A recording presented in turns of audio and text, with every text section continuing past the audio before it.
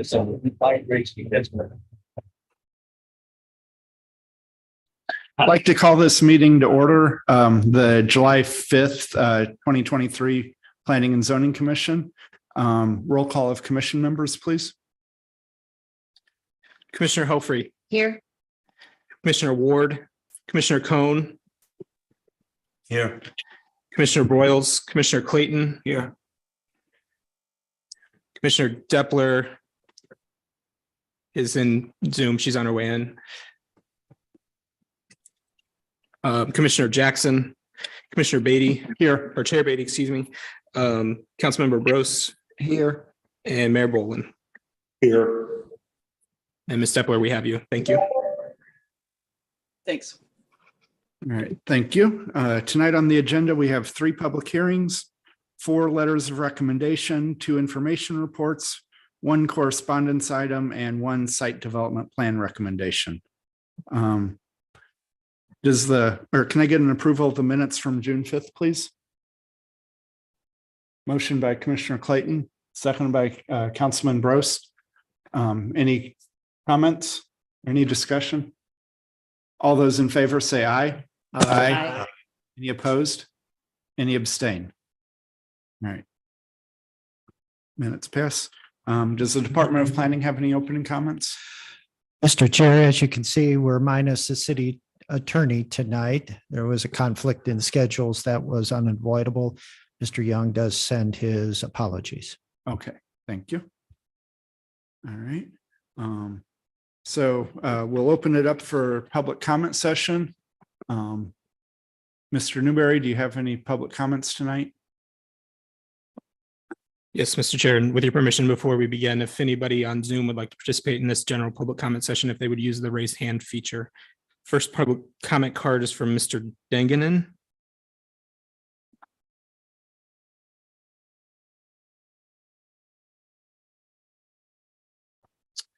Good evening. My name is Charles Danganen, and I live at 2501 Clare Lane in the Canberra Square subdivision.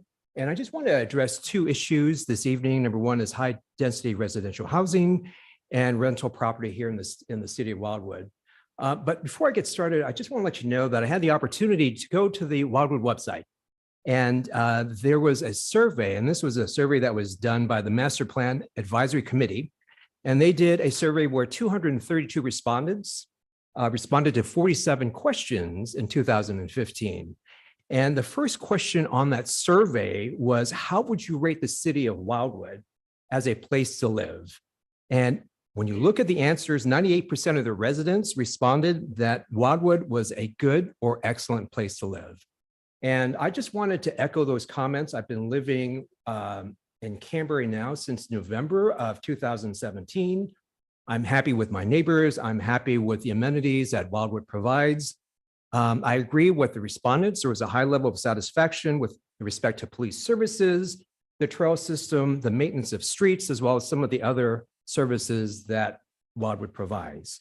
What I wanted to just bring up, there was another question that was on the survey, and it was this question: what's your opinion about having higher density residential development in the town center? And if you take a look at that survey, the response was mixed.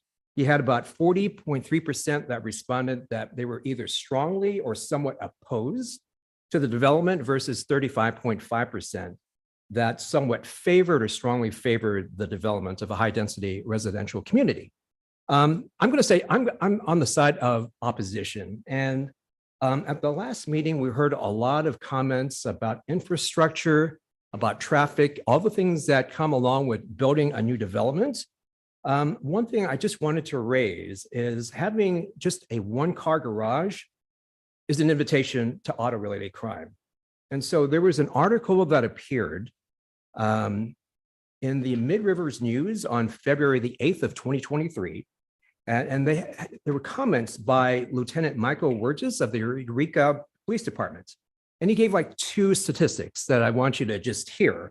And that is, Missouri is ranked number 3 at auto theft per capita in the entire country. And in the city of Eureka alone, there are 24 cars that were stolen in 2022. Another concern of Lieutenant Burgess is just the rising theft from cars, from personal property. And so, my comment is, are we prepared to address the potential increase in crime? Or can we do something to limit our exposure or the exposure of that extra vehicle to theft, namely by having a two-car garage? Let me move on to rental property. So there was an article in the Washington Post, and this appeared in October of 2015. And the title of this article was that there are too many rentals, or the title of the article was "Too Many Rentals in the Neighborhood Can Cause Property Values to Stagnate." And one of the authors of the article was Samuel Tamkin, who's a Chicago-based real estate attorney. And I'm just going to quote from what he said in the article. And it's, quote, "If you have too many rental properties in a neighborhood of single-family homes, it can cause property prices to stagnate or even drop. And that's because the tenants don't always maintain homes to the level that owners who actually live in the property do. So when you have these homes get run down, the whole neighborhood suffers." And so my suggestion, based on what he states, is that I would rather see owner-occupied homes versus non-owner occupied homes. And, I would like to see someone that moves in the city of Wildwood have a personal investment in their homes, in the community, in Wildwood for the future. So I'm just going to go ahead and close and just, to think about some of the decisions that you're going to be making for the future of Wildwood. Think about the potential increase in crime. Structurally, what can we do to prevent this from happening by modifying those homes? And then second, if we are going to consider a new housing development, that those developments or the development is a owner occupied development as opposed to non-owner occupied housing. So with that, I just want to say thank you very much for giving me the time to voice my concerns, and I'll turn the meeting back over to you. All right, Mr. Bean. thank you for your All comments. right, thank you.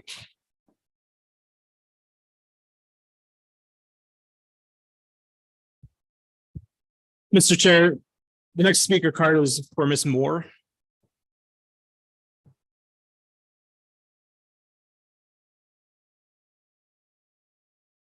Good evening, members of the commission. My name's Catherine Moore, address 17415 North Outer 40 Drive, Chesterfield 63005. We're here for the Crestview agenda item on your agenda tonight.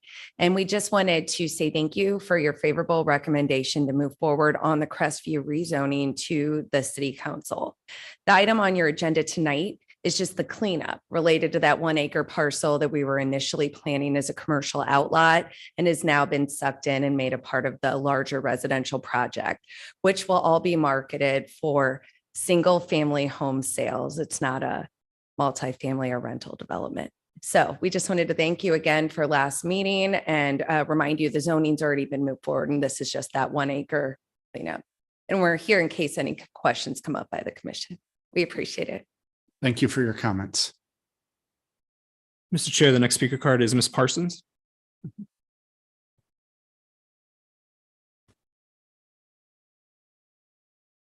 Evening. My name is Julie Parsons and I live at 2425 Etherton Road in Wildwood. And I just want to make a few comments about the Crestview development.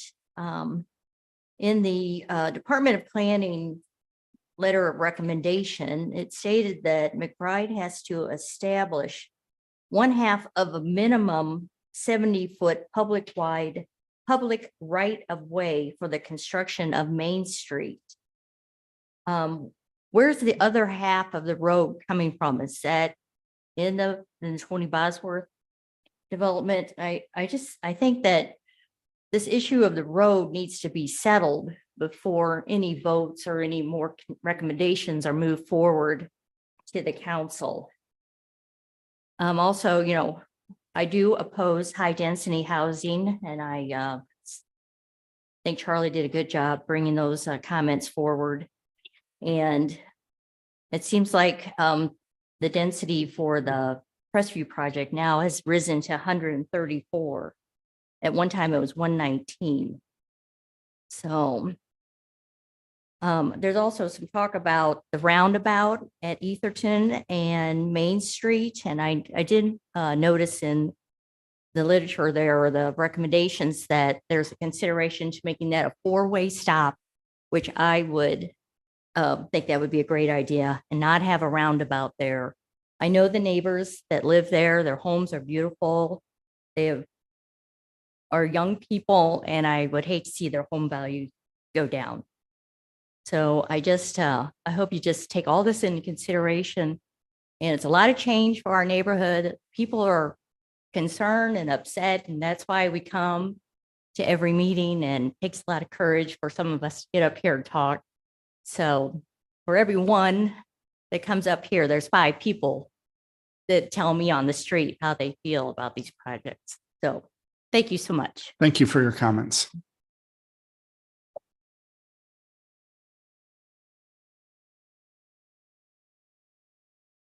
Mr. Chair, the next speaker card is for Terry Patterson.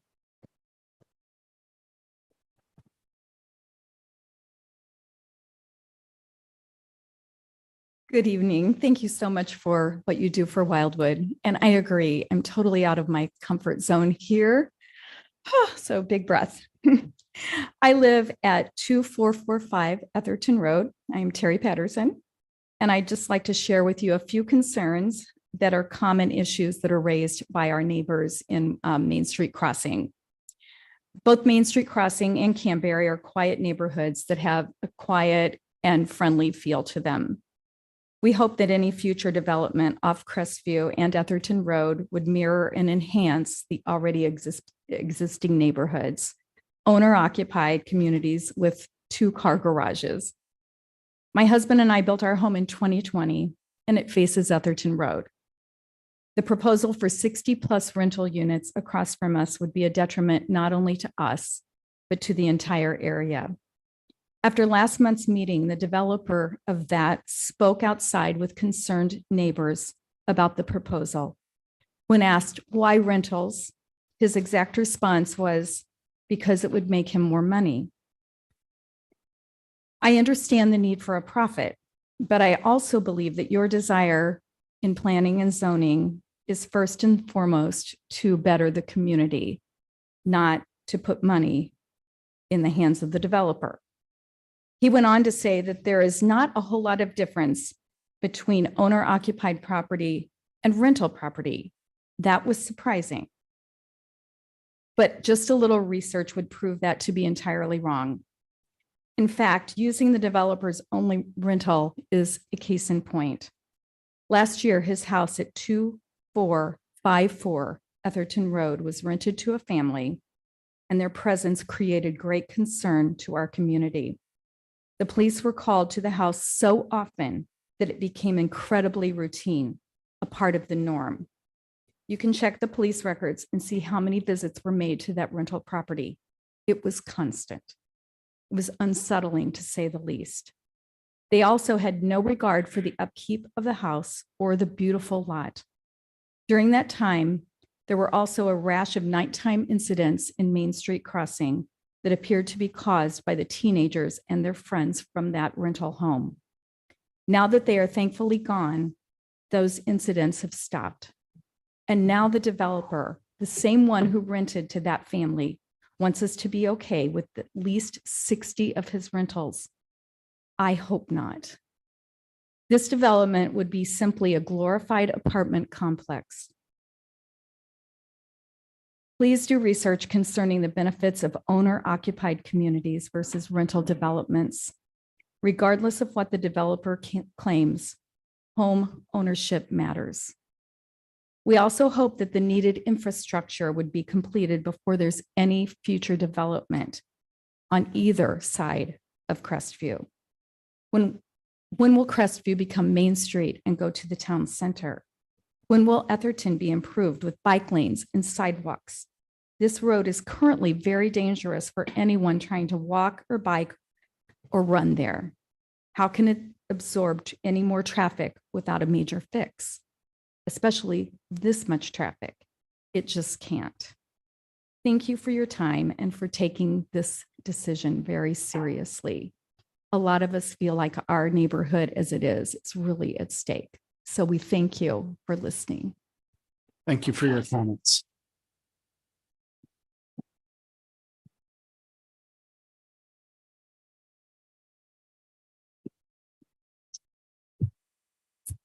Mr. Chair, the next speaker card is for Mr. St. Ange. Okay.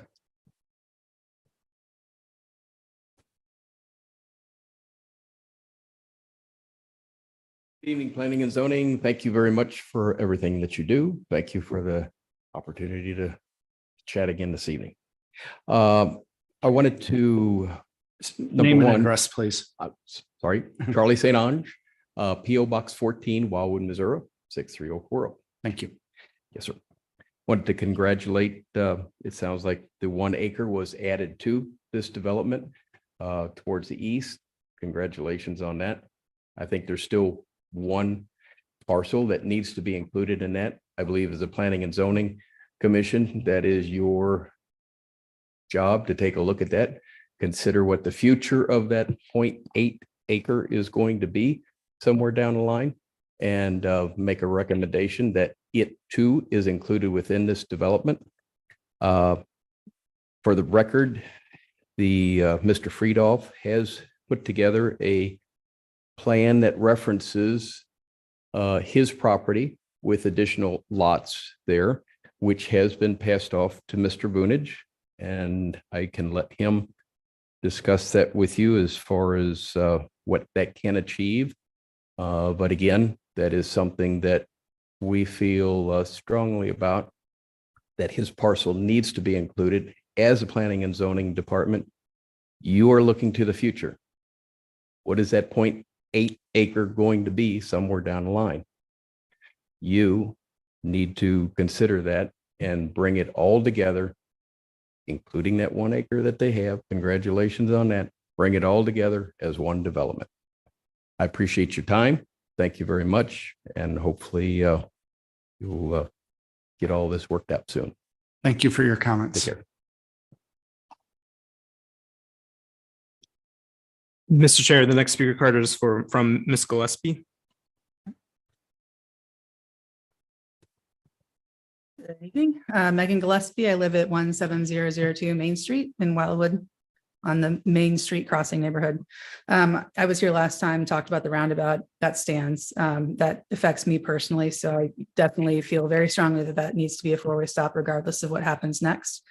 The one thing that I wanted to comment on is I fully agree with the high density housing conversations that have been happening here. And I think it's just on repeat that you're hearing that from a lot of us. And I echo what was said earlier, that for every one of us that comes up and talks, there's a lot more of us that aren't here, that are just uncomfortable maybe with coming in and coming up and speaking, or even showing up and being like this. So it's a lot of people that feel this way. The other thing that I wanted to bring up is I think that we're all aware that development is going to happen. This area is going to expand. We're going to see a lot more development in time. And I think we need to think very clearly about what that means and have a really strong plan. The areas that we're talking about around Crestview, if we put a bunch of high density housing in there, my fear is what's going to happen is you are going to see a depression in property values, similar to what's been brought up already.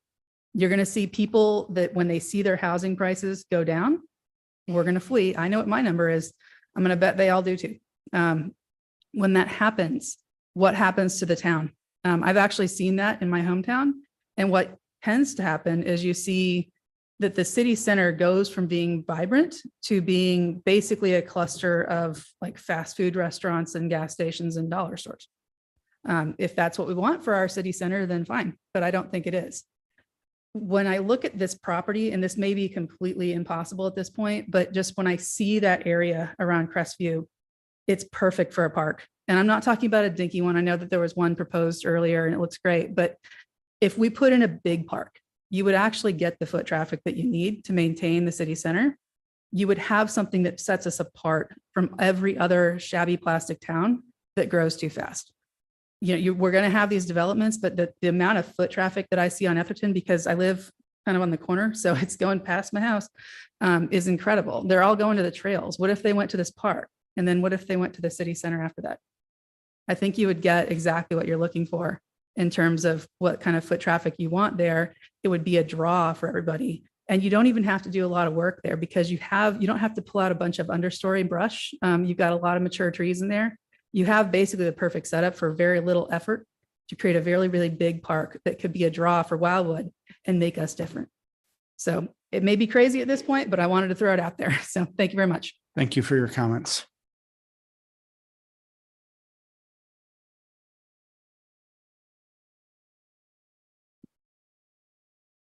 Mr. Chair, the next speaker card is from Ms. Donaldson.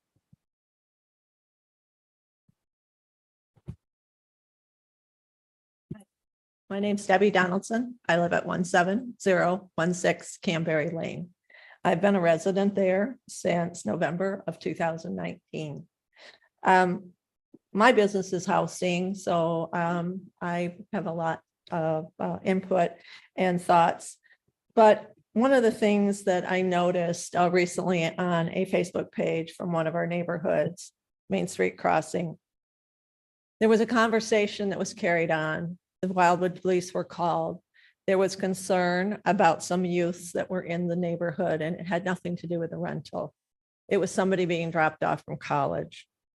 And the Wildwood police officer commented that they have been spending a lot of time dealing with break-ins on ungaraged cars, an inordinate amount of time.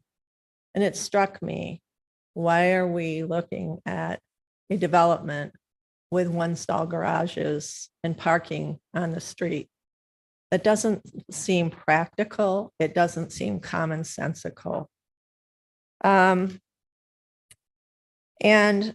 I know that McBride has talked about that this development will appeal to a very distinctive buyer, but there's also a term in real estate called obsolescence.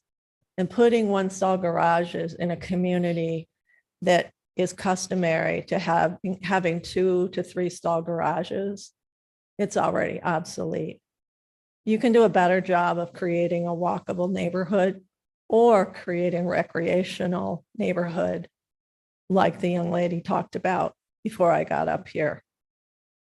McBride has talked about this housing development has happened in other communities. I spent some time on the web looking for that community from some of the cities they mentioned. I can't find it. I would love to have them share that with me. And in fact, I made a couple calls to some realtors. I know realtors across the nation to find out about those developments. Can't find anything. So I'm very puzzled.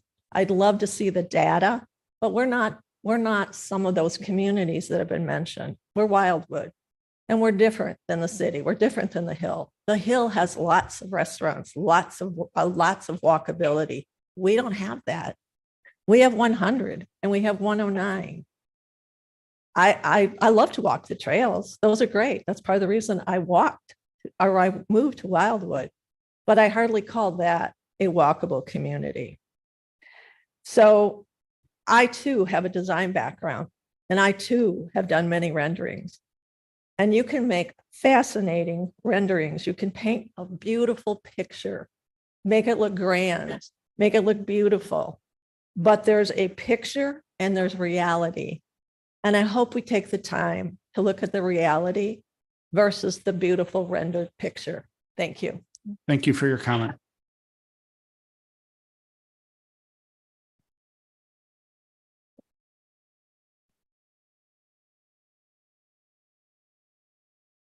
Next. Mr. Chair, the department has not received any additional speaker cards for the public comment session. Okay. Thank you. All right. Going to our first public hearing. In the city of Wildwood, public hearings are truly intended to accept comments and questions concerning these posted items. Since these requests are being presented at a public hearing, no action is planned on these items tonight, and consideration of them is to be taken no earlier than the August 2023 Planning and Zoning Commission meeting. This approach ensures the members of the commission will hear all opinions before taking any action. The city's Department of Planning will address the comments, questions, and concerns that are raised tonight and include them as part of its formal recommendation to the Planning and Zoning Commission. Anyone in attendance at City Hall tonight wanting to speak should fill out a speaker's card and leave it with Mr. Newberry. Those in attendance via the Zoom webinar platform should use the raise hand feature to indicate you wish to speak at these hearings. A team member will add you to the list of speakers, which will then be communicated to me as chair, and I will invite you to speak when it is your turn. The public hearing process is outlined in the public hearing guidelines pamphlet, which can be found on the table at the entry area to the council chambers. These guidelines are also provided on tonight's online meeting agenda. The commission will allow all parties adequate time to present their position. As outlined in the public hearing guidelines pamphlet, speakers who are designated as a group speaker representing more than 5 individuals will be allocated 5 minutes to speak. Those individuals representing themselves will be allocated 3 minutes to speak. In addition, information on these items can be found on the city's website at www.cityofwildwood.com. The commission would like to thank you for your cooperation and participation in tonight's hearings. All right, Mr. Newberry, PZ 8-23.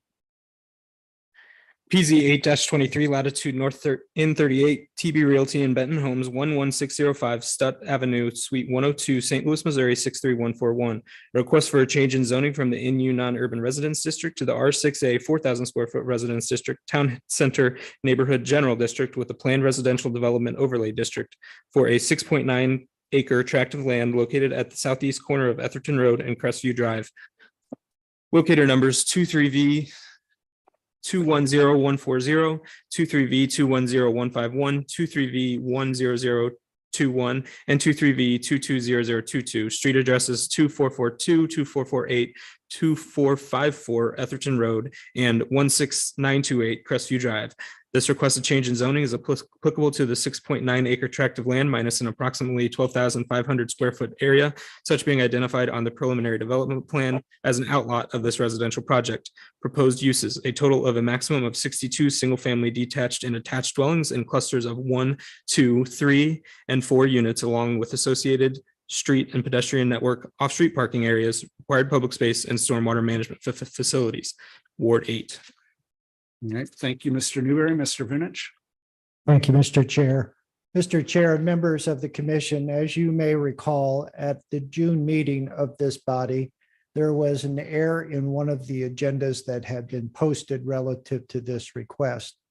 That error was discovered right before the start of the public hearing discussions, and the city attorney had recommended that this particular item be held open for any additional comments tonight before the hearing was closed. I would note that an information report has been prepared on this particular item for consideration tonight. That report recommends a postponement, given that there are at least 9 items that have been identified by the department that are problematic relating to the current design.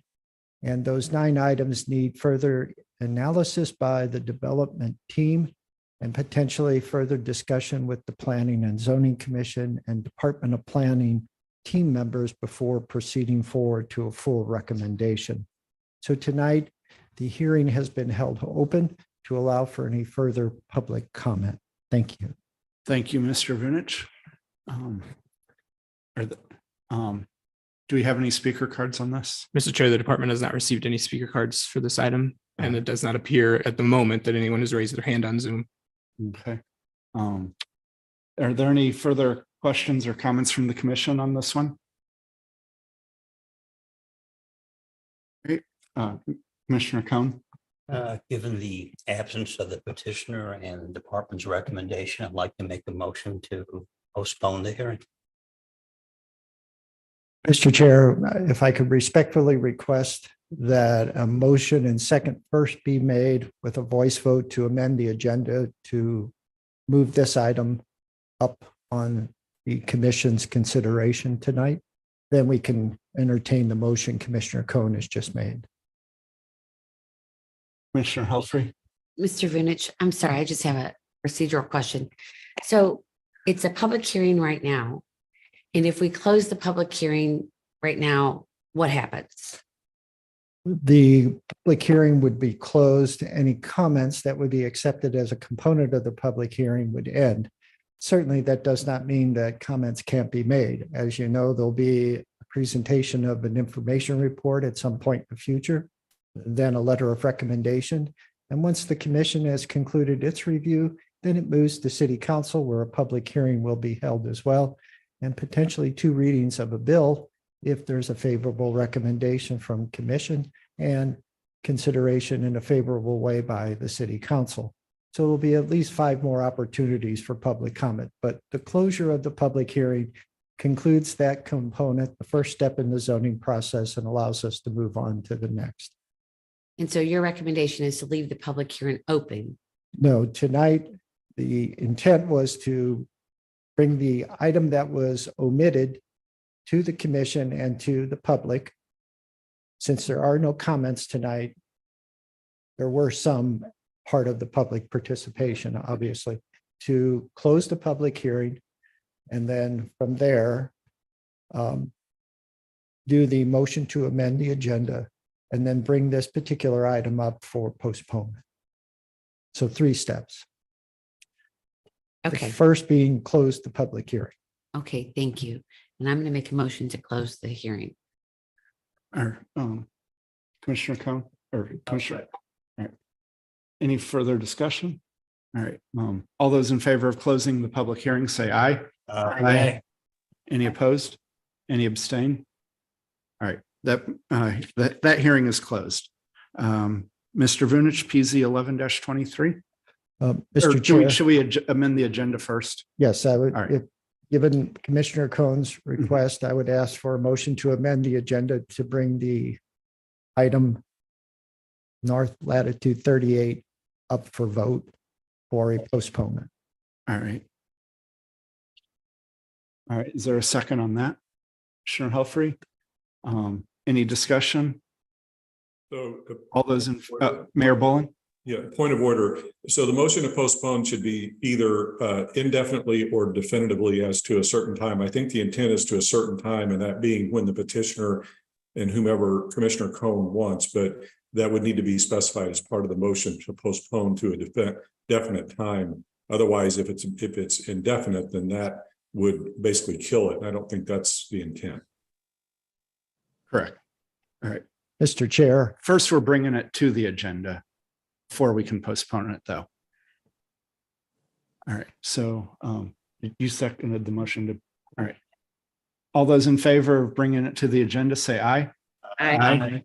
Any opposed? Any abstain? All right. And and again, Mr. Chair, the department has prepared an information report. In that information report, there is a list of 9 items, if not more, that need to be addressed, I think, from the perspective of the town center plan and the conversations that the commission has held, as well as the input from the public. And therefore, tonight, the department is requesting a postponement. In the information report, it notes that it would not return any earlier than the August meeting of the commission. And so, again, from Mr. Cohn's perspective, it could be as early as the next meeting of the commission, or if you chose a different timeline, certainly we would honor that. Thank you. do you think 30 days is a reasonable time to get those ironed out, or should we go longer? Well, actually, I would say to the next Planning and Zoning Commission meeting, because we have a 5th Monday in July. So actually the the time frame from tonight's meeting to the next is over 5 weeks. Mhm. Commissioner Cohn? I'd like to make a motion to postpone until the August. All right, is there a second on that? Seconded by Commissioner Clayton. Any discussion? All those in favor say aye. Any opposed? Any abstain? All right. Motion is postponed until August. Thank you. All right. Now PZ 11-23, Mr. Vunich. PZ 11-23, Susan and John Jacobson, 1503 Lace Bark Court, Wildwood, Missouri, 63005. Care of Streep Company, 9225 Watson Industrial Park, Crestwood, Missouri, 63126. A request for a conditional use permit, CUP, in the R1 1-acre resident district with a planned environment unit, PEU, for the installation of roof-mounted solar panels, which are to be so situated on the subject dwelling as to be visible from the adjoining roadway, with such being located on the northwest side of Lace Bark Court at its terminus. Street address 1503 Lace Bark Court, St. Louis County, locator number 19V210422. This request is to be reviewed in accordance with Chapter 415.110 R1 1 acre resident district regulations of the City of Wildwood zoning ordinance, which establish standards and requirements for the installation of solar panels. The requested permit is required due to the panel's placement on the side-facing area of the dwelling's roof, thereby causing them to be visible from the adjoining roadway. This particular property is located in Ward 2. All right, thank you, Mr. Funych. Mr. Newberry? Thank you, Mr. Chair. Mr. Chair, and members of the Planning and Zoning Commission, as is typical with all conditional use permit requests and public hearing, we provide a brief slideshow presentation to familiarize the commission and the public with the property. The first image that is shown, excuse me, just one second, let me.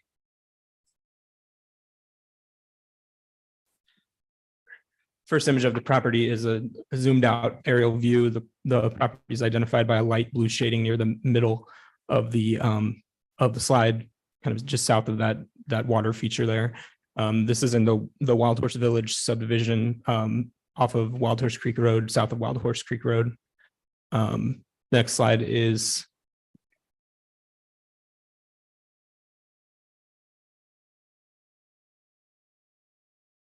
it's working. I just had the next slide is just a closer up aerial image of the home itself at the end of the cul-de-sac. And the next image will show the proposed solar layout. I draw your attention to the panels on the roof to the left of the screen, which you'll see in the next photo will be visible from the street, as well as those on the right side of the home. If you're looking at the front of the home, those are slightly visible, which the next slides will show the photographs. This is a view looking north towards the cul-de-sac area. The home is there on the left. The roof face on the left there is where some proposed panels are to be placed.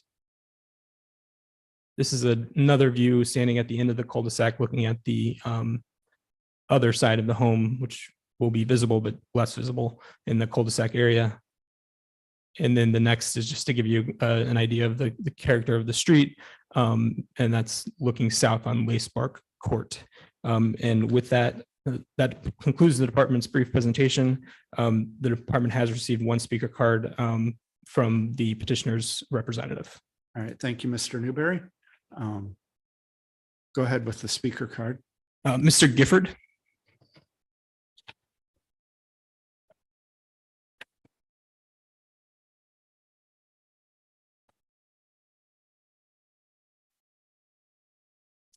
Good evening.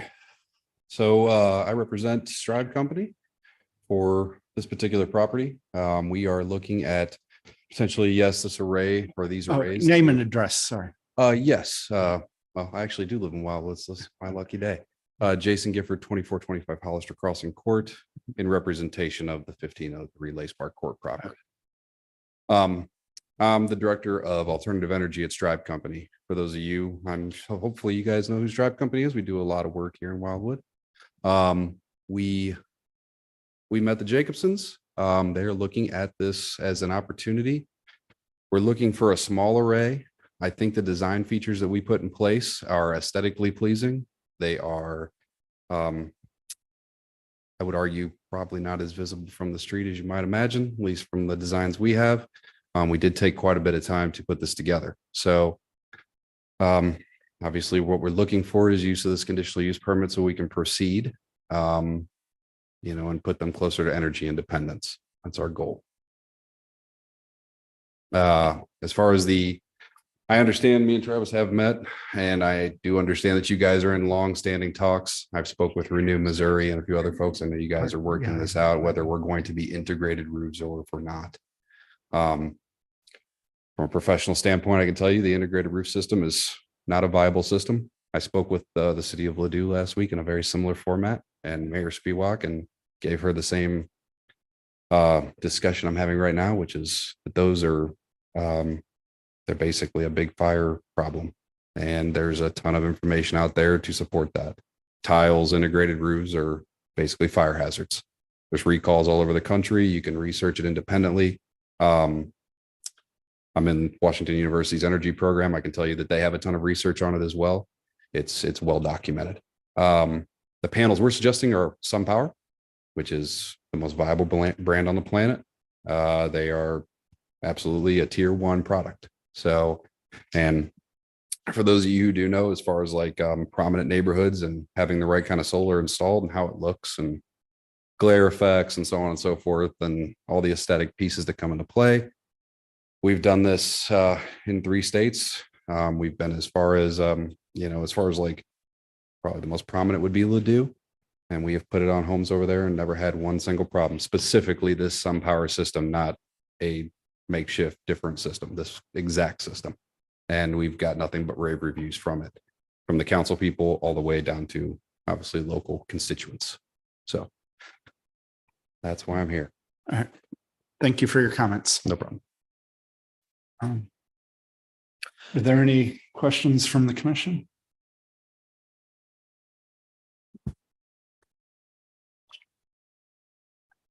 Mr. Vunich. Mr. Chair, if there are no other speakers, both here in person or via Zoom, before we close the public hearing, the department would like to enter into the record the following items: the master plan of the city of Wildwood, city's charter, chapter 415 of the city of Wildwood's municipal code, the zoning ordinance, the file that has been developed and maintained by the department relative to this request and all contents contained therein. And then finally, any testimony that was provided as part of tonight's hearing. Thank you. All right. Thank you. All right. Mr. Newberry. Mr. Chair, I just wanted to confirm that there are no additional speaker cards submitted here in the council chambers, and no one has raised their hand on Zoom. All right. Thank you. Commissioner Helfrey. I'll make a motion to close. Thank you. There. Seconded by Commissioner Clayton. Any discussion?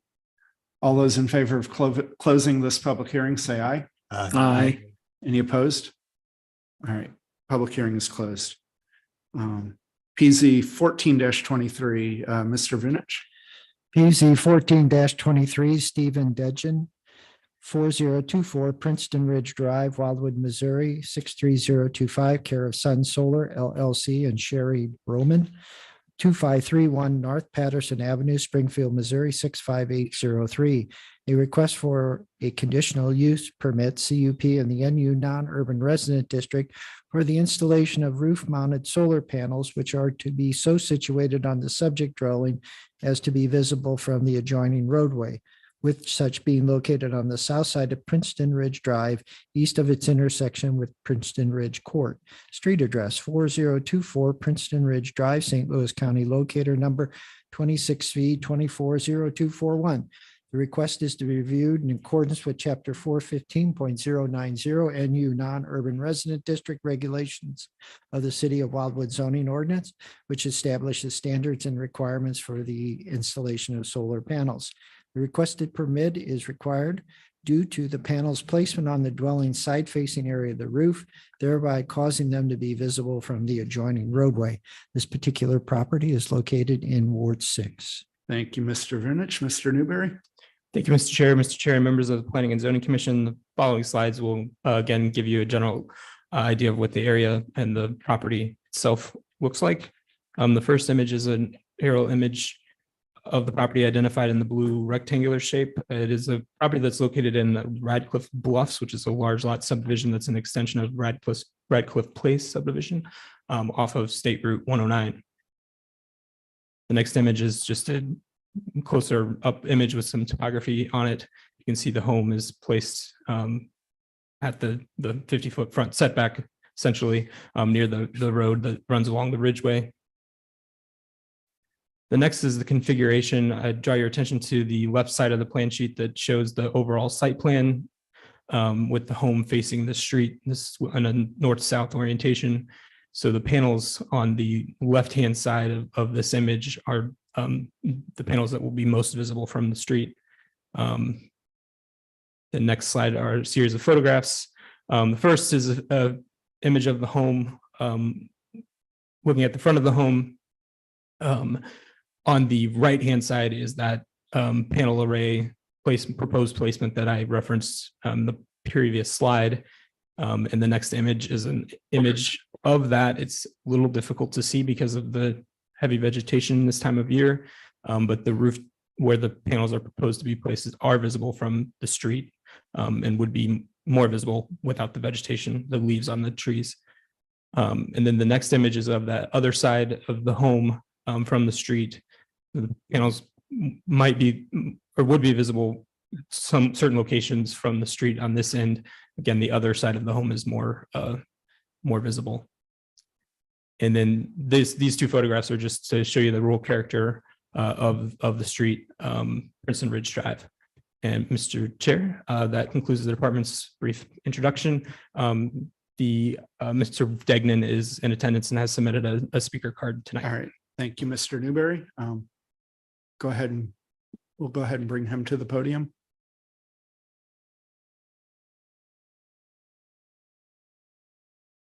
Everybody, I'm Steve Degnan, 4024 Princeton Ridge Drive in the Radcliffe subdivision. Thanks for letting me say a few comments tonight. I appreciate it. I just have 3 points, really.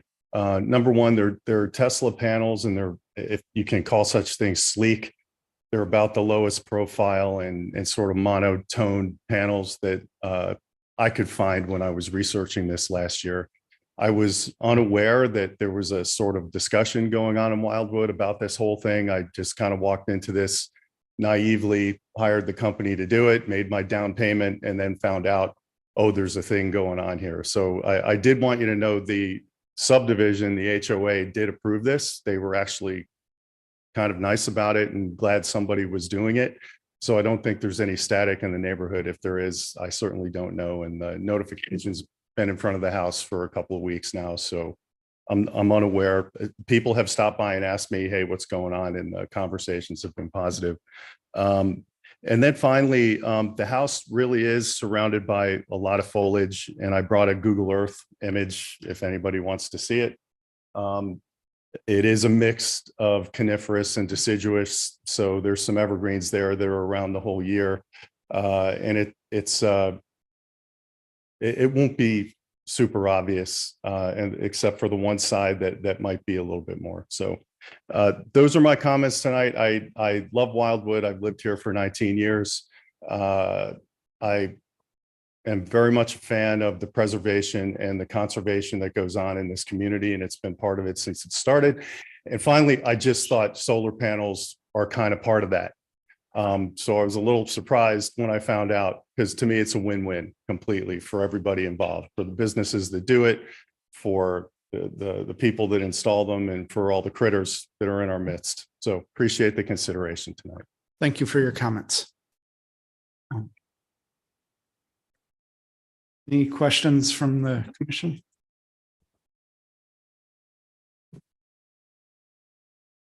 Good. Mr. Vunich. Again, if there are no further comments from the public or via Zoom tonight, before the commission closes the public hearing, the department would like to enter into the record the following items regarding this particular request: the city's master plan, the city's charter, Chapter 415 of the City of Wildwood Municipal Code, the zoning ordinance, the file that has been developed and maintained by the department regarding this particular request, and all contents contained therein. And then finally, any testimony that has been provided as part of tonight's hearing. Thank you. Thank you.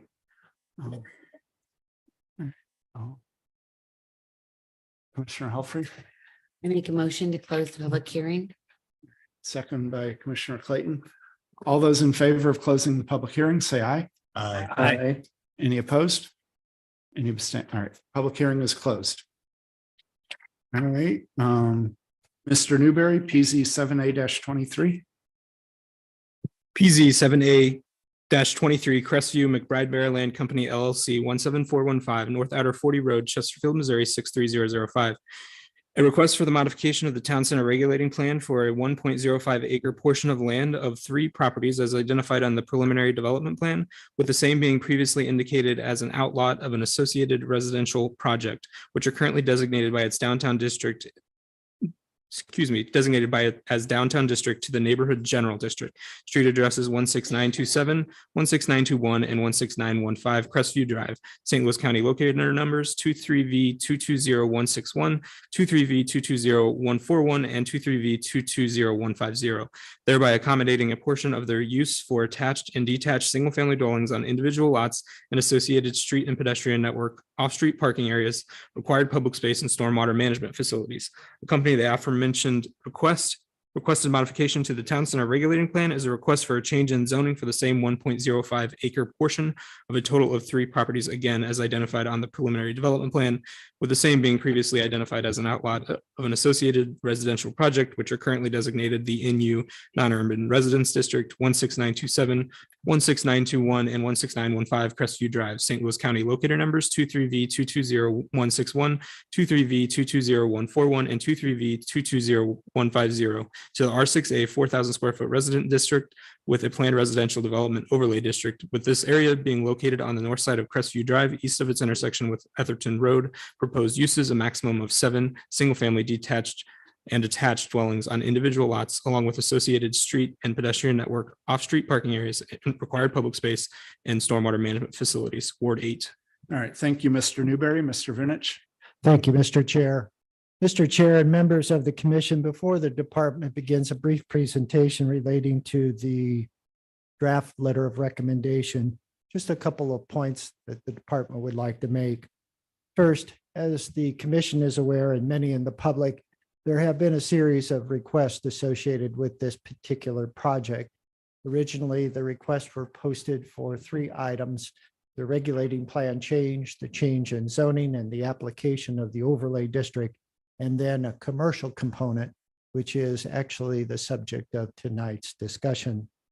So collectively, there are now 4 total petitions involving the approximately 17-acre site known as Crestview. All of those petitions, if there is an action tonight by the Planning and Zoning Commission on this 4th one, will be a public hearing before the City Council a week from this past Monday, July 10th. As Ms. Moore, the representative for the petitioner, noted, the department, along with the commission by its action at the June meeting, are for the most part bringing all of the 4 together so as they can be considered by the City Council and comments made by the public and members of the City Council on the overall project itself. The second to last item is, again, based upon review of the video from the June meeting, the motion that was made, seconded, and voted on actually was to conclude all discussion and forward the item to City Council for this July 10th meeting that has been referenced.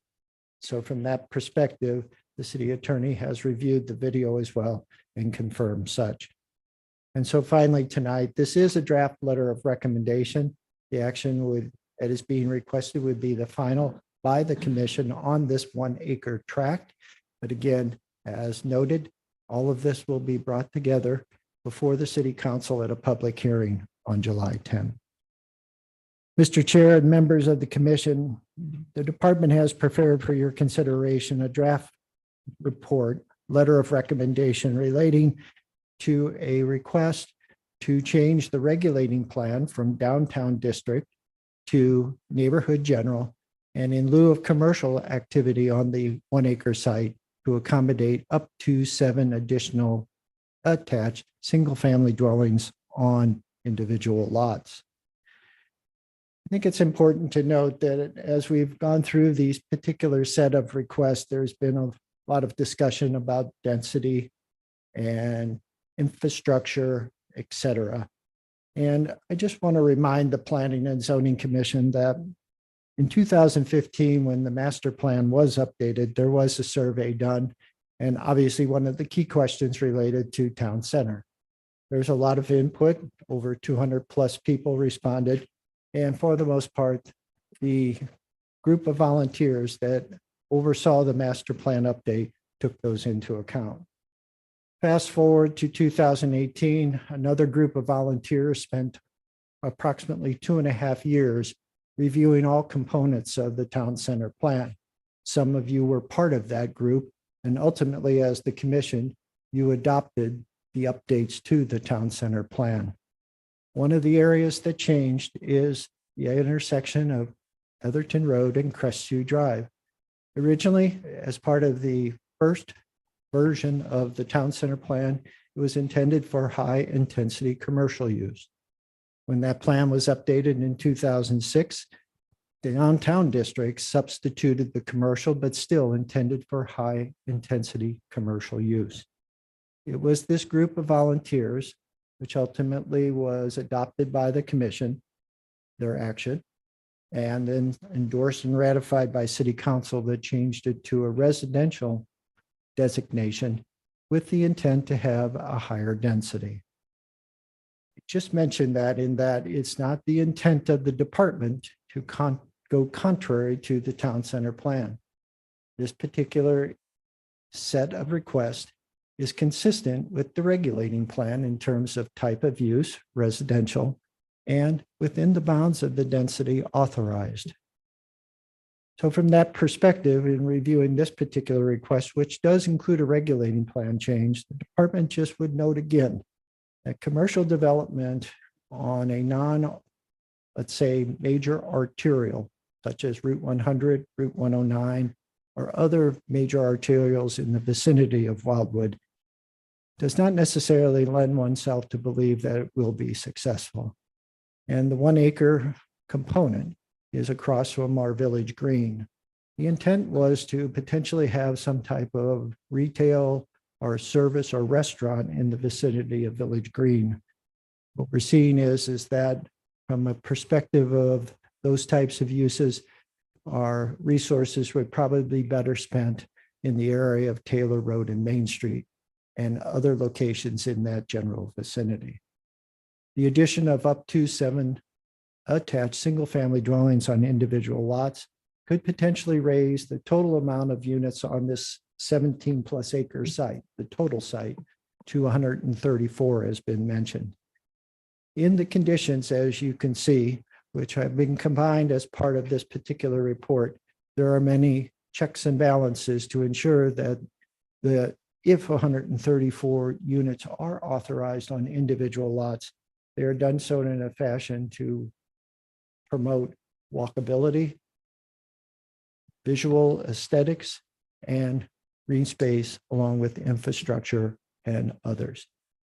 I would note on a couple of key points which impact this 1 acre site as much as the other remaining portion of the property, is that Mr. Brown, our Director of Public Works, and the Department of Planning have discussed the roundabout. And it is our belief that a 4-way stop, based upon verification by a traffic study completed by the developer via a firm acceptable to the city, would be an option that probably will work given what we interpret from our current information. So to set the stage for the commission, we are not necessarily leaving only the roundabout on the table. A 4-way stop is an option. It's a viable option based upon recent conversations internally here at the city. And we just wait to see if the numbers from a traffic impact study verify such. Also, there have been concerns relative to the property to the north. A plan was provided to the department by Mr. Friedoff. It shows, for the most part, the need for a stub street to intersect or adjoin the southern property line. In the current conditions of the combined ordinance, that is accommodated and certainly can be considered. As you know, under the current plan, there is a T turnaround there for fire department purposes. So adding a short extension to that to create the required stub street is not a difficult process. All told, the department is recommending that this 1 acre be rezoned to accommodate residential use versus commercial downtown activity, and believes the consistency in that 1 acre area will be a benefit to not only this project, but ensure that a residential component is maintained from basically the current terminus of Main Street to Route 109, minus the outlots that are situated there. So tonight, the draft letter of recommendation is in the appropriate form for final consideration.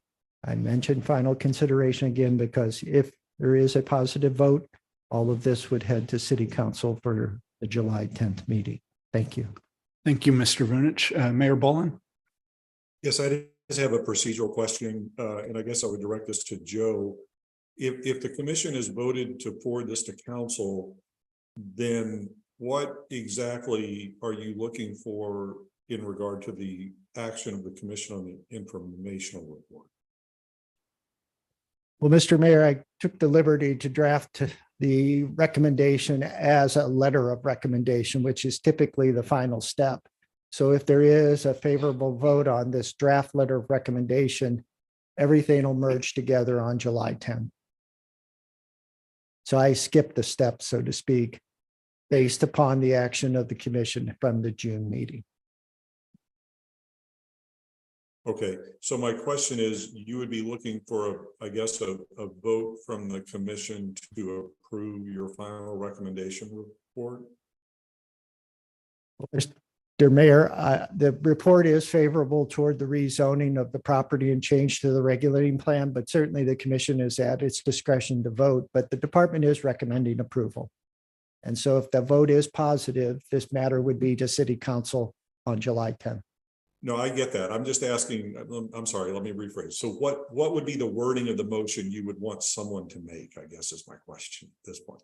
To the commission would make a motion to approve the draft letter of recommendation as submitted by the department.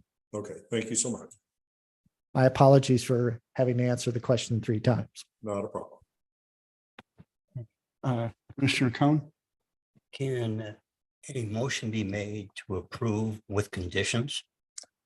Certainly, the commission has that latitude. There are a set of conditions as part of the proposed draft letter of recommendation, but others can be added, others can be modified, and others can be deleted, certainly. Thank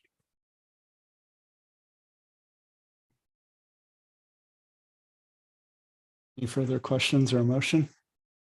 Commissioner Cohen? No.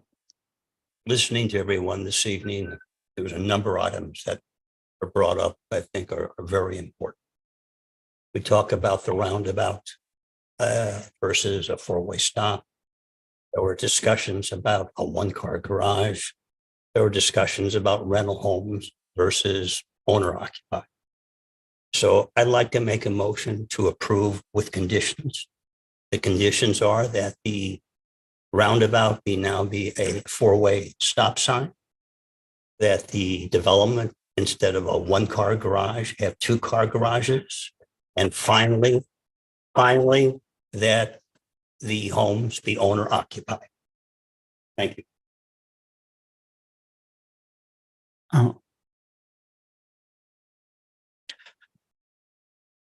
Well, without the benefit of Mr. Young being present at tonight's meeting, I do want to remind you at the June meeting, there was a question, I believe, raised by the commission relative to restricting a owner's right to rent or not rent. Certainly that can be determined at the public hearing at City Council. So for the purposes of tonight, if that's the motion, then certainly it can stand. Second. Commissioner Helfrey? I have a question for you, Mr. Vunich. Regarding the 2-car garages, that would be addressed at the architectural when they submit the drawings of the houses. Is that correct? Actually, it'll be twofold if that is retained by the City Council.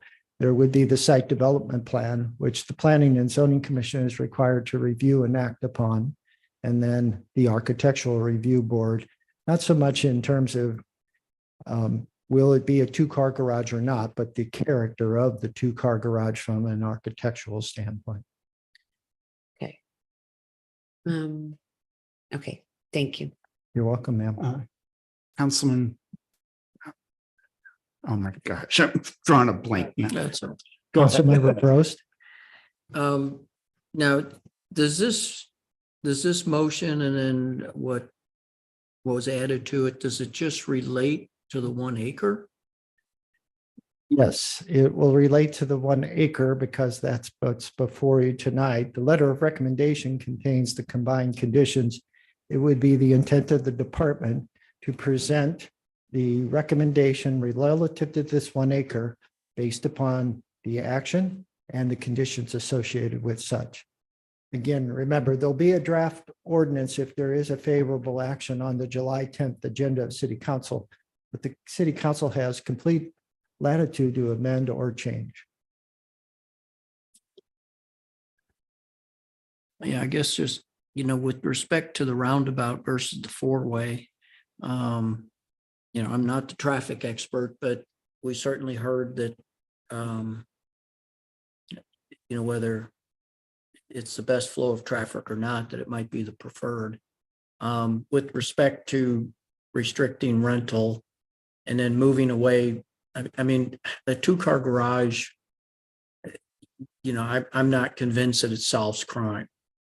I think bad people cause crimes, not 1 versus 2-car garages. I think those 3 I guess I just can't support it. I would support the 4-way, but the other 2, I feel we have to continue to, we've had previous questions as to restricting the rentals. If someone wants a 1-car garage versus 2 or 3, well, that's up to the buyer. Earlier in my life, I did have a 1 garage condo and now I don't. So, but those are my comments. Thank you. Mayor Bullen.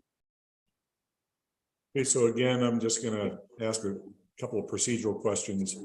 So first of all, from macro to micro, was there a second to Commissioner Cohn's motion? No, sir. There was? Not yet. Okay. If there's no second to the motion, then without voicing whether I support or not the motion, or don't support the motion, we really can't discuss the motion without a second. But I guess my second, so we can, after I get done, Mr. Chair, maybe you can come back to that. But my question that Commissioner Brost asked Joe relative to whether the conditions of that motion would apply to the development as a whole or to the 1 acre. I think the intent, and the Commissioner Cohn can correct me if I'm wrong, but I don't think his intent was to apply those conditions to just part of the development. I think his intent was to apply that to all the development. Is that correct or not? But that really is moot if there's no second to the motion. So.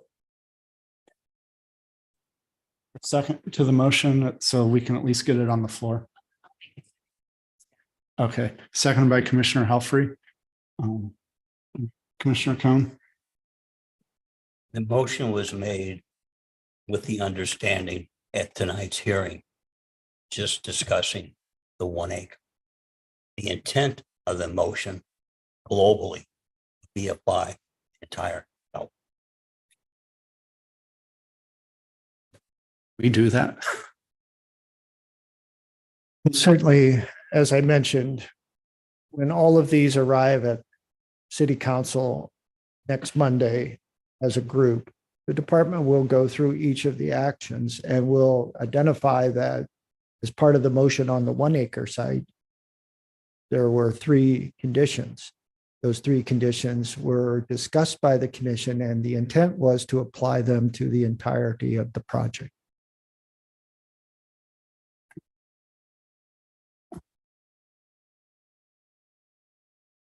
Any further discussion on the motion?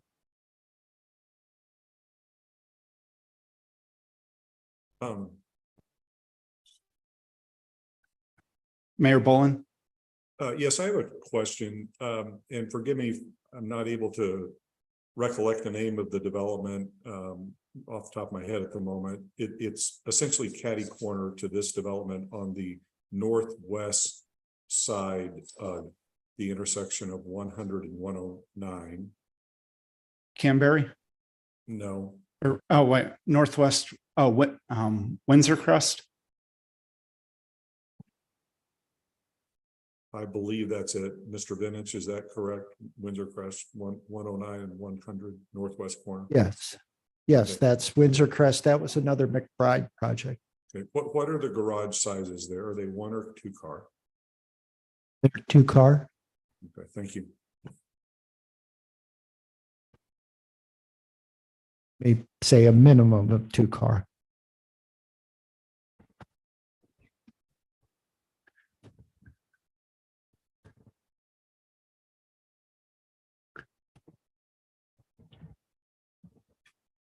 Yeah, I mean, Councilman Brost. I guess from a, the process standpoint, if, like the letter of recommendation, say it's approved as written, how many more opportunities are there to address the 4-way stop, the number of garages, and then the rental of the units?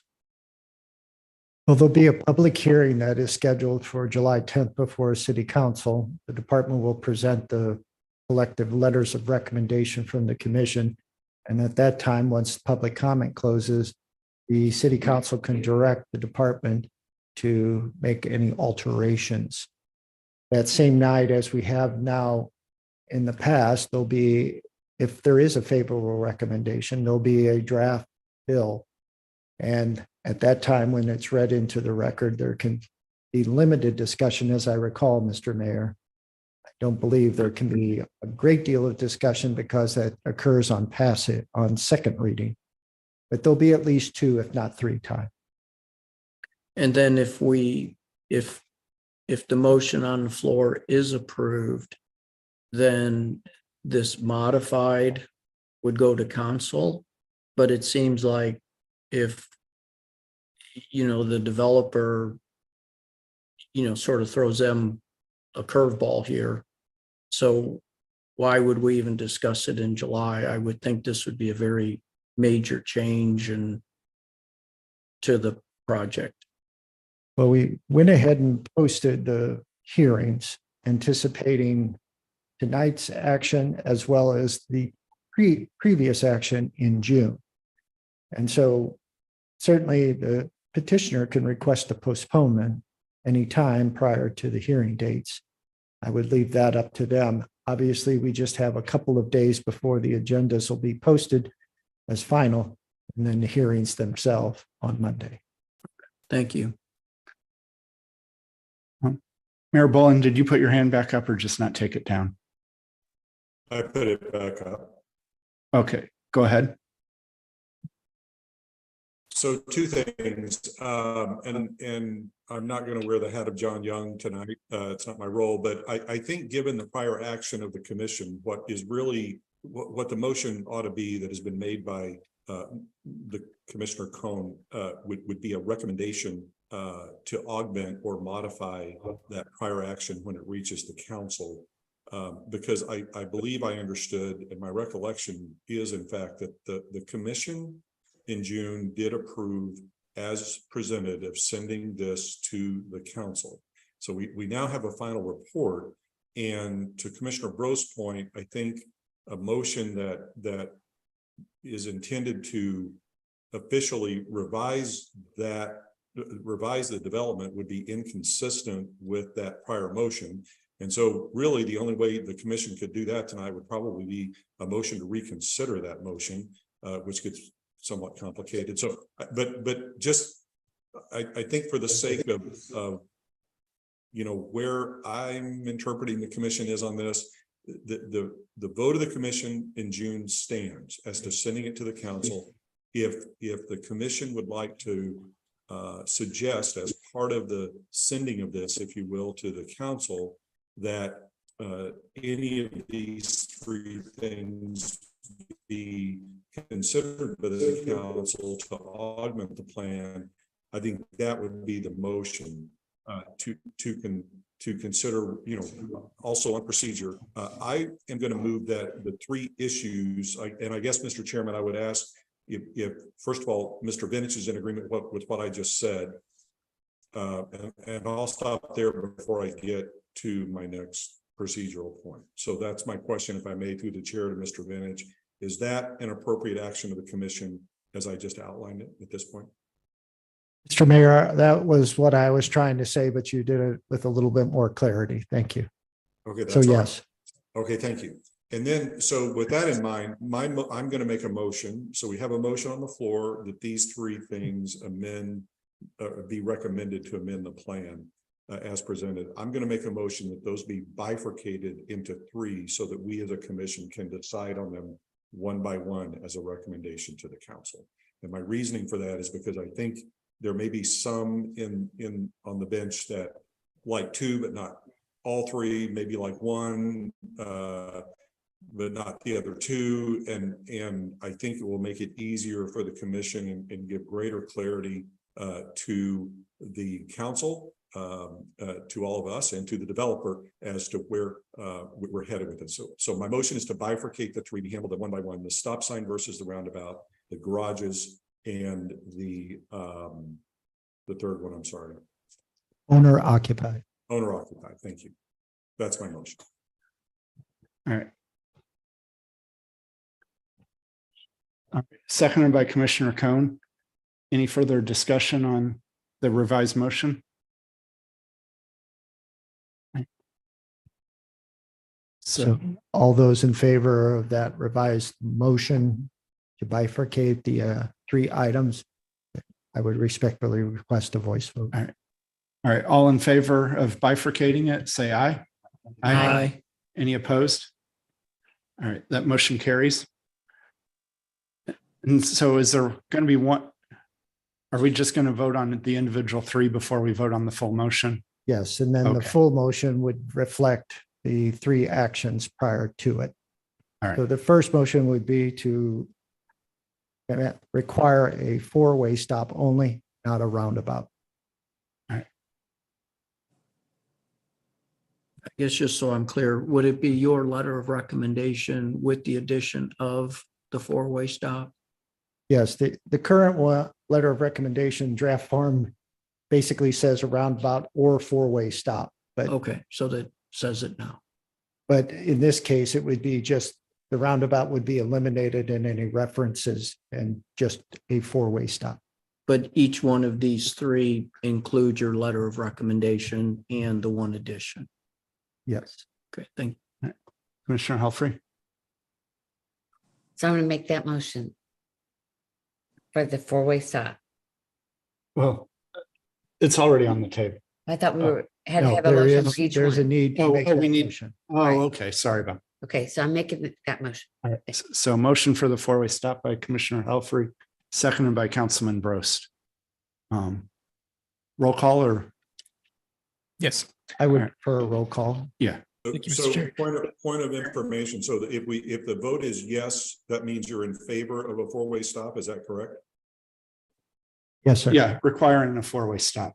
Okay, thank you. Ready? Commissioner Clayton, Yes. Commissioner Depler, Yes. Commissioner Depler voted yes. Commissioner Helfrey, Yes. Commissioner Cohn, Yes. Chair Beatty, Yes. Councilmember Brost, Yes. and Mayor Boland. Yes. And Mayor Boland voted yes. Thank you. All right. The second item would be motion to require all units to have a two-car garage. A minimum two-car garage. Do we have the, We need a second, or we need to make we need a motion. a motion to have requirement two-car garage. All right.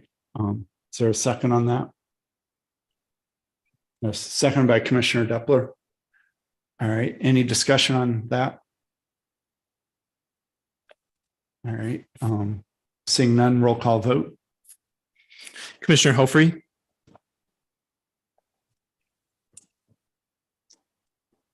Yes. Commissioner Cohn, Yes. Commissioner Clayton, Yes. Commissioner Depler, Yes. Commissioner Depler votes yes. Chair Beatty, No. Councilmember Brost, No. and Mayor Boland. No, I'm sorry, Mayor Boland, can you restate that? It's not coming through. no, No, no. Mayor Boland votes no. Thank you. Mr. Chair, I believe since it's just a motion, it doesn't require 6 votes like the final recommendation, so that passes. Okay. All right. And then the final part is on mandating all owner occupied That's correct, sir. forever. Is there someone to make that motion? Commissioner Helfrey? I will make that motion. All right, is there a second? Commissioner Cohn? Any discussion? Mayor Boland? If I might, to the maker of the motion and with the permission of the commission, I don't recall the discussion relative to the legality of that, but just to be safe, I would recommend that it be prefaced with subject to review and approval by the city attorney, that rentals, whatever the motion is, be prohibited or not be allowed up to a certain percentage. All right. And roll call vote. Oh, No issue Oh. with that being subject to what oh, Attorney Young says and what is permissible by law. So the motion would be based upon the city attorney's review of legality. The project could not have rental units, only owner occupied. In a real world, when the home's sold, that owner can, of course, rent his home. The intent of the motion was not to have the homes marketed specifically for rental. So, again, to adhere to whatever the law is for our county, for our state. Do the commission members understand what was just described? sort of. Yeah, maybe we need to, I mean, I think there's a lot of confusion between this development and the one across the street. Like, I know I live in the area as well. There were homes that were sold and immediately rented and on my street. And maybe that would be not permitted here. But then when I bought my home, the housing crash happened not long after that. And we had people who wanted to move, and if they had been forced to sell, would have taken a huge haircut and lost a bunch of money. And instead they rented for a few years, market recovered, and they were able to sell. So I have concerns about banning rentals overall. Commissioner Helfrey? So I believe I made the motion. Is that right? The motion I made was not to ban rentals completely. It was to make sure that these were not solely for rental. These were purchased homes, and then whatever the rules, Wildwood's rules are for allowing a homeowner to rent out their home, those would apply. But my motion was to make sure that this was not just a rental property, that it was homeowners. Just as a reminder, during testimony provided by the petitioner, they agreed to write into the covenants and restrictions that no more than 25% of the units could be rented at one time. And that would apply through the HOA to all owners. Mayor Boland? Okay. So we actually have two issues floating here. The first issue is, as enunciated by Commissioner Cohn, a prohibition on what I believe well, if I understand correctly, these being rented at a developer stage versus at an owner stage after they are sold.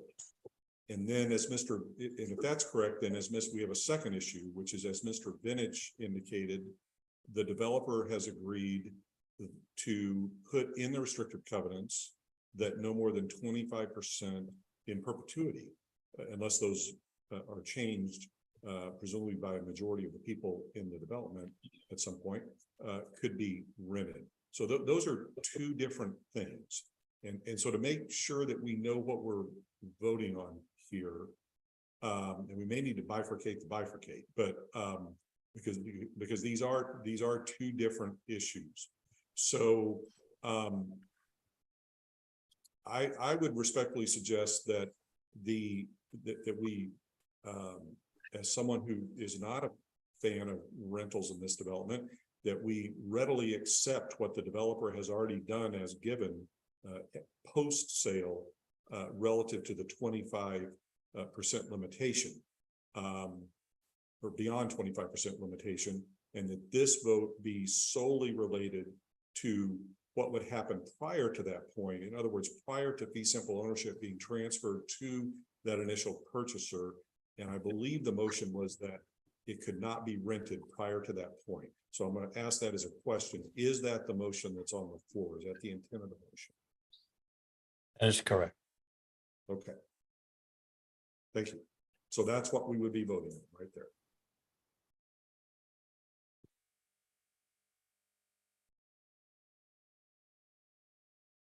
Councilman Brost. Is there a possibility just to withdraw this motion? We already, what we're saying, I think, is that the developer cannot directly rent. And I think they've indicated along with the 25% that they will not do that. And I think that would meet our goal of everyone. So one, the developer is not going to directly rent any unit. And the HOA covenants will limit rentals, which I think we have that in other areas of Wildwood. They'll limit it to 25%. Is that, would that? Mayor Bullen. Since the motion has been made, it's now and seconded, it's in the purview of the commission as a whole. And so that means that it can be withdrawn with the consent of all the commission in unanimity. It'd have to be unanimous. And the developers in the room. And so I don't think they are indicating otherwise as to what Councilmember Brost just indicated. And so as a practical matter, that being the case, that it isn't going to happen in any event, if the commission is in agreement on the whole in unanimity, then that motion could be withdrawn. But it is in the possession of the commission at this point.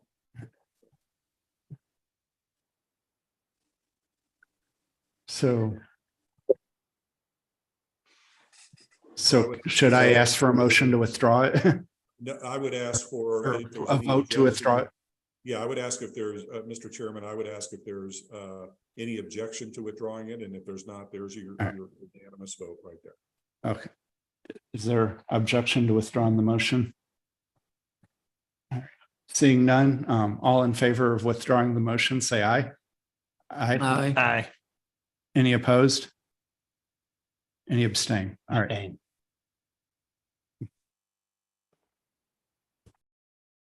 Commissioner Helfrey. Is it, the vote's good? Yes. Okay. I have a question. I'm just trying to make sure that I understand it and the people in the room understand what we just did.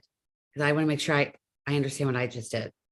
We voted to apply to the entire project that there's going to be a four-way stop.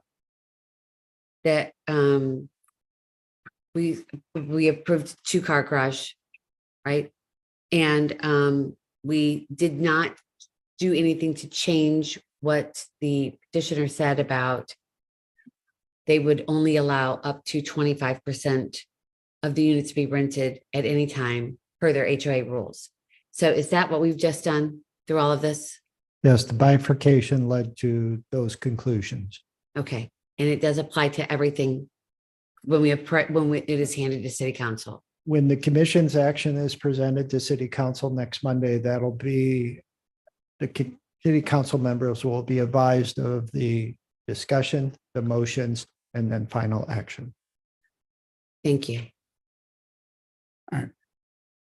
Mayor Bullen. So to wrap this up, that we would need a motion to forward, to approve rather the final letter of recommendation as augmented tonight by the commission in its recommendations and that word needs to be in their recommendations to the city council. So, all right, looking for that motion, Commissioner Clayton. All right, is there a second to that? Councilman Brost? Any further discussion? All right, seeing none, roll call vote. Commissioner Helfrey, Yes. Commissioner Cohn, Yes. Commissioner Clayton, Yes. Commissioner Depler, Yes. Chair Beatty, Yes. Councilmember Brost, No. and Mayor Boland. Yes. I'm sorry, Mary, I missed, we're having issues with the audio. Can you say it one more time? Yes. Yes, thank you. So let's see. 1, 2, 3. 6-1, so it passes.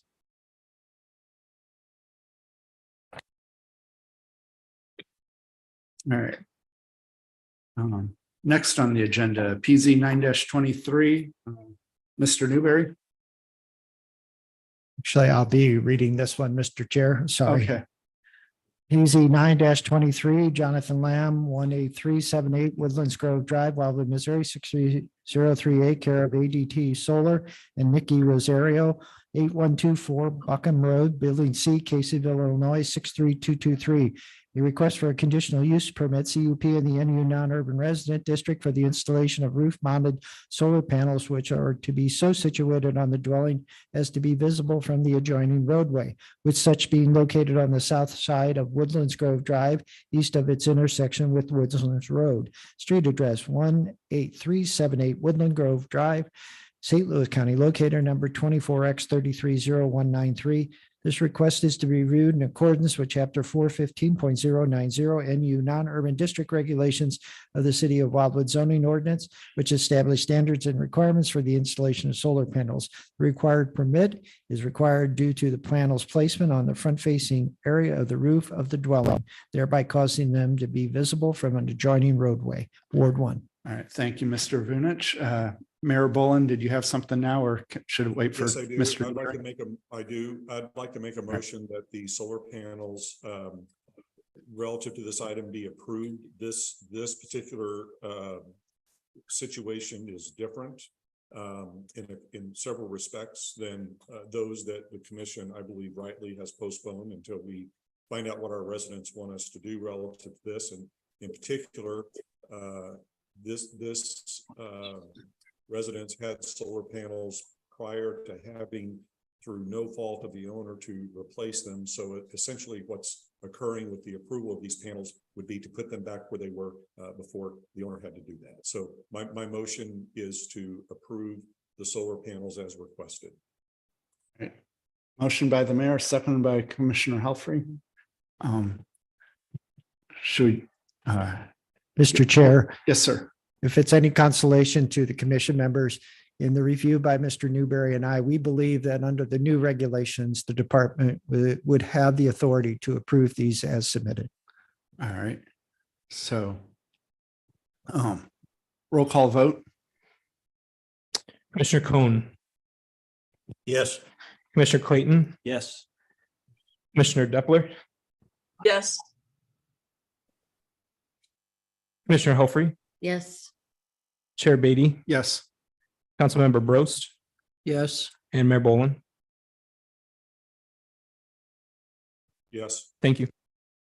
All right, motion carries. Thank you. PZ 15-23, Mr. Vunich.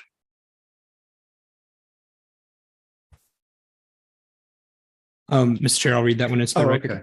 PZ 15-23, City of Wildwood Planning and Zoning Commission, care of Department of Planning, 16860 Main Street, Wildwood, Missouri, 63040. A request of the Planning and Zoning Commission for its consideration and recommendation regarding potential allowances to the to the application of Chapter 410 Tree Preservation and Restoration Code of the city's municipal code as amended onto projects that have certain vesting due to their current statuses relative to the rezoning and subdivision process of the city of Wildwood, all wards. All right, thank you, Mr. Newberry. Mr. Vunich. Thank you, Mr. Chair. Mr. Chair, as the commission will recall, we as a group, the commission members, Department of Planning, team members, and others have spent a great deal of time going over the city's existing tree preservation and restoration code. That review concluded recently on May 1st with the commission approving a letter of recommendation. That particular letter of recommendation was presented to City Council at a public hearing at the beginning of June of this year. And at that time, the City Council requested a review of a very specific situation, in that there are two projects that have certain vesting through the zoning process that would be impacted by the changes that are being recommended by the commission and under consideration by City Council. Those two projects are the Reserve and Ashley Grove. To address that, there was a request from one of the applicants to provide what the department has termed as grandfathering. And that grandfathering would be application of the site-specific ordinance and associated conditions for both of those, which have been approved by City Council without the application, so to speak, of the new requirements. Therefore, tonight, the department has prepared a draft letter of recommendation that accommodates that grandfathering for the two projects, and that wording is shown on page 5 of the draft letter of recommendation under section 410.000, new item 8. The department is respectfully requesting a favorable action on the draft letter of recommendation, which would then be forwarded to City Council and included as part of their review of the bill's introduction. Thank you. All right, thank you, Mr. Vinich. Any discussion or motion? Mayor Bullen? Mayor Bullen?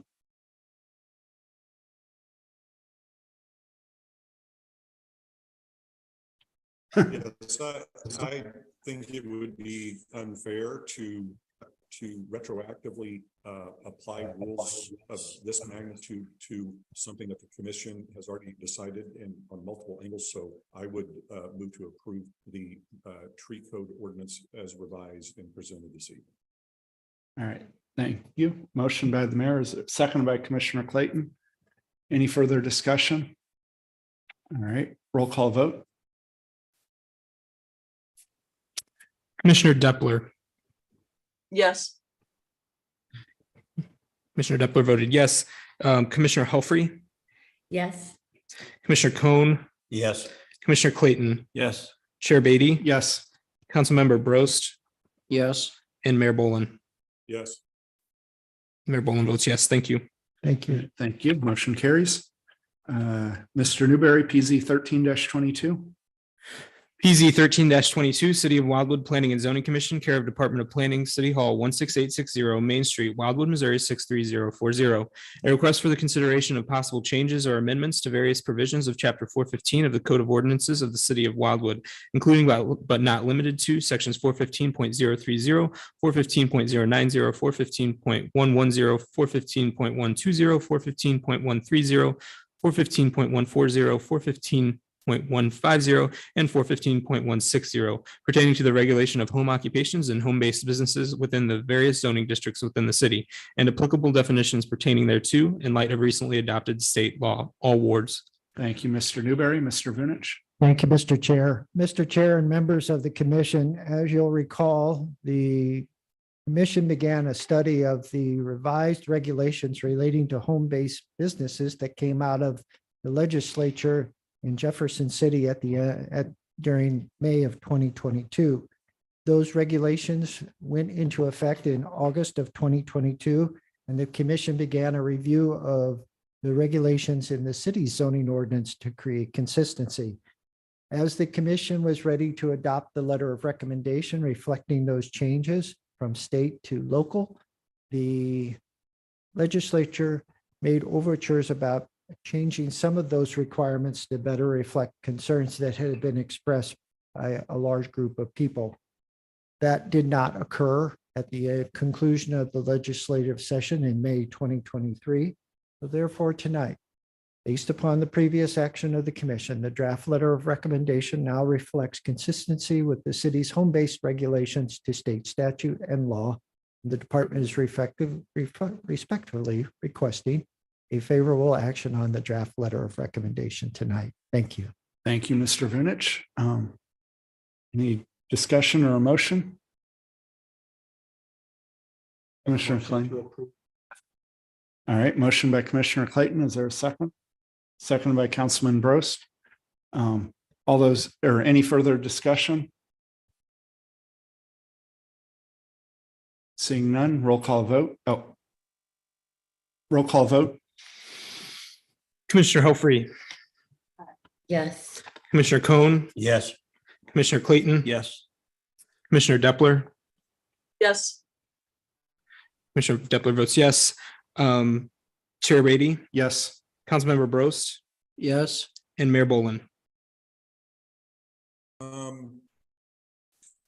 Since I don't think it's appropriate to vote against something that is legally required on the one hand, but as a matter of, well, on a number of matters, philosophically, financially, and the impact on municipalities and so on and so forth,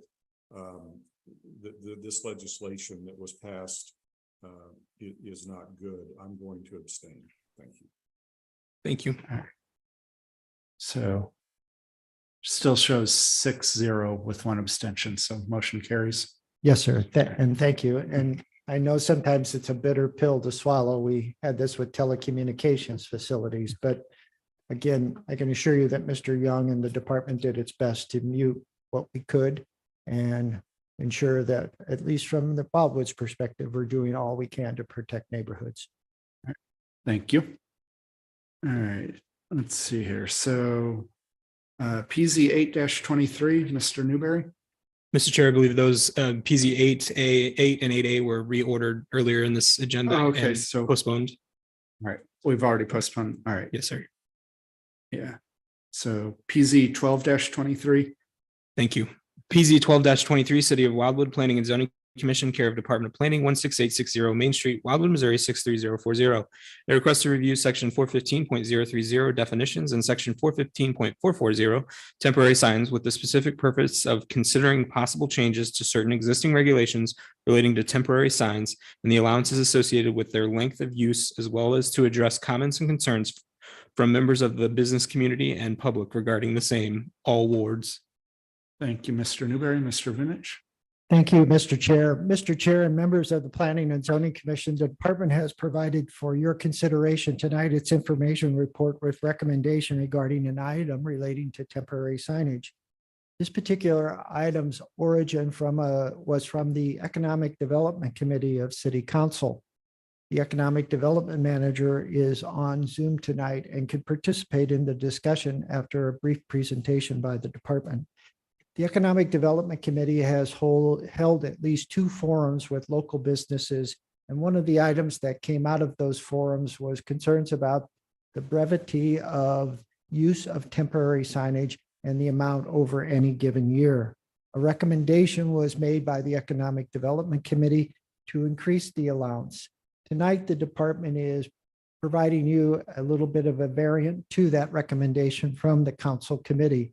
In this particular instance, instead of just 2 instances for 15 days a time over the course of any given year, not to exceed 30 days, the department has considered the request and believes a quarterly approach would be more favorable to the local business community. That quarterly approach takes into account the holiday season, spring sales, the summer when everybody is on vacation or children are out of school, and then obviously the fall. Even under these expanded allowances for time, the application in the city of Wildwood is certainly more restrictive than most communities. So tonight, the department is presenting to you a favorable recommendation for changes to temporary signage and its use by the local business community as well as institutional uses. And before a final vote is taken, I would ask the chair to recognize Mr. Lee if he would like to add anything regarding this particular item. All right. Thank you. Sure. Mr. Lee, do you have anything to add? Yes, thank you, Mr. Chair. I do appreciate the opportunity. And I did just want to agree with the sentiment that Mr. Vunich had come across with after meeting with over around 250 businesses here in Wildwood in my time. One of the main concerns that are brought up is signage and visibility in general. But a lot of the times what has been brought up to me is the fact that when they do have a spring sale, or say someone is working to get a sign permit so they can get their official sign, one of the big impediments is they aren't allowed to have that sign out for longer than practically a week. So one of the main things that we thought could help them, and things that have been mentioned within the forum that we've been holding as well, is that they would like to see that extended. And the way that Mr. Vunich has approached this with the seasonal approach, the quarterly approach, I think does attain to the individuals that are asking for a little bit more visibility. And I think this will help drive commerce within the city, especially if the city is able to properly promote it and make sure to get the word out there, which we will if passed. Thank you, Mr. Chair. Thank you. Any further discussion or a motion? Commissioner Helfrey? Okay. Seconded by Commissioner Clayton. All right. Any further discussion? Roll call vote.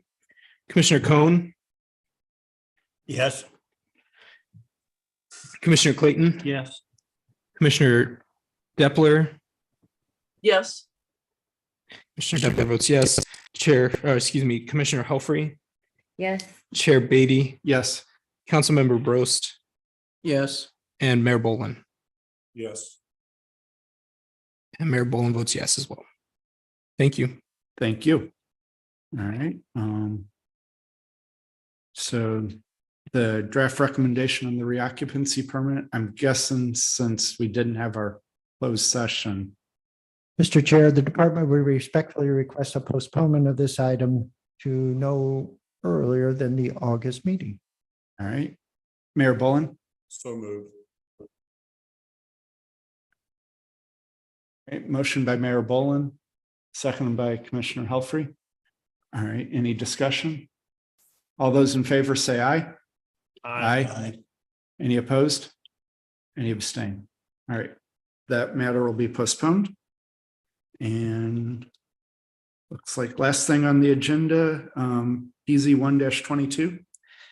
Mr. Vunich. Mr. Chair and members of commission, a recommendation report of the site plan subcommittee of the Planning and Zoning Commission regarding PZ 01-22 Kurt's Nursery, 2312 Steamboat Hollow Lane, Wildwood, Missouri, 63038, care of Edward Griesedick,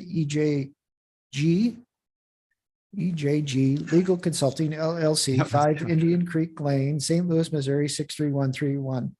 An amended M3 planned industrial district designated tract of land, which is located on the west side of North Etherton Road, north of its intersection with Centaur Road, which recommends the approval of the submitted engineered plan set and related materials associated with the same for this location, thereby allowing its use for mulch storage and processing facility, composting of a range of landscape materials, agricultural and horticultural operations, landscape and maintenance operations, along with forestry and timber processing and accessory sales of projects. Ward 1. Thank you, Mr. Vunich. Mr. Newberry. Thank you, Mr. Chair. Mr. Chair and members of the Planning and Zoning Commission, the department is presenting to you tonight on behalf of the Site Plan Subcommittee, which held a meeting in June regarding this site plan and related materials. Site Plan Subcommittee acted at its June meeting to direct the department to prepare this favorable recommendation for the site plan. The site development plan is for an M3 planned industrial district located on North Etherton Road. The ordinance for that M3 planned industrial district was approved by the recommended for approval by the commission and ultimately adopted by the city council in 2022. The site plan subcommittee reviewed the site development plan and related materials submitted by the petitioner, inclusive of a landscape plan and other agency comments regarding it. And again, recommended that it be forwarded to the commission for favorable action. So with that, Mr. Chair and members of the commission, the site plan subcommittee is recommending that the commission approve the site development plan and related materials and forward it to city council for its receipt and filing. And the department's available if you have any questions regarding the site plan subcommittee's review of this matter. Thank you, Mr. Newberry. Any discussion or motion? Commissioner Cohn? I just have a procedural question.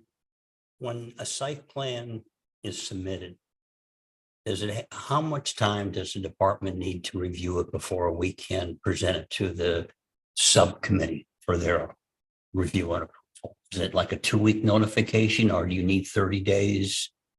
What's the? Do we do? Commissioner Cohn, typically when the department receives a site development plan at this stage in the process, after the zoning's been established and this plan has been substantially under completion through that zoning process, it's usually a 30-day time period for the department to provide comments. It usually requires one comment letter from the commission, from the department at least. And then thereafter, once those comments are addressed, typically it's scheduled for a site plan Let me try to subcommittee. be a little more specific than, like tonight, we heard McBride come forward. And to the best of my knowledge, they have not at this stage submitted any type of site plan, correct? They've submitted a preliminary development plan as part of the zoning. And has process. that been gone to, because I didn't remember attending a pre-subcommittee, whatever thing. It did not. Referring to that particular project or proposal, that's still going through the zoning process and has the hearing on the 10th before the council with your amended recommendation.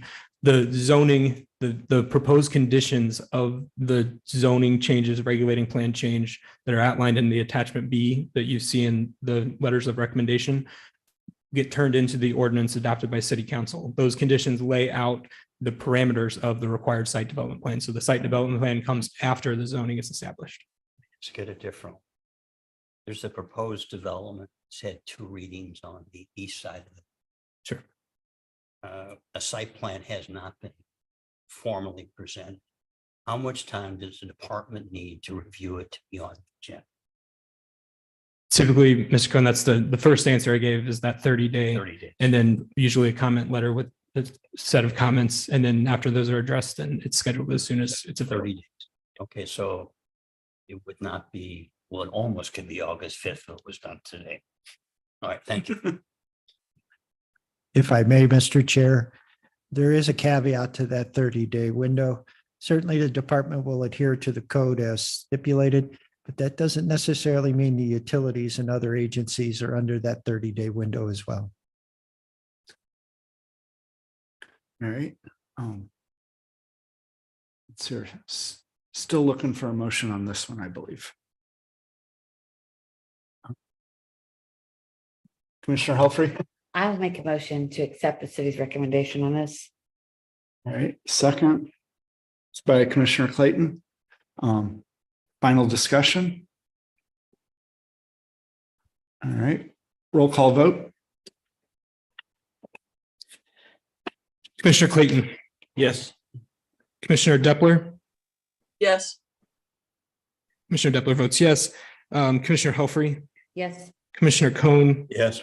Chair Beatty. Yes. Councilmember Brost. Yes. And Mayor Bolin. Yes. And Mayor Bolin votes yes. Thank you. Thank you. All right. So that brings us to the end of the agenda, although as I mentioned before the meeting, should we set up the nominating committee for officers? Since that item wasn't included on tonight's agenda, I would ask that we do that in August. It still allows us, I think, to, for the most part, meet the bylaws. And if there is a need, we can ask the commission to waive the component of the bylaw and make the selection of officers in September versus August. Okay. All right. In that case, motion to adjourn. Motion by Commissioner Helfrey, second by Commissioner Clayton. All those in favor say aye. Aye. Any opposed? Any abstain? We are adjourned. Thank you, everyone. And we got out in under 2 hours. Nice work.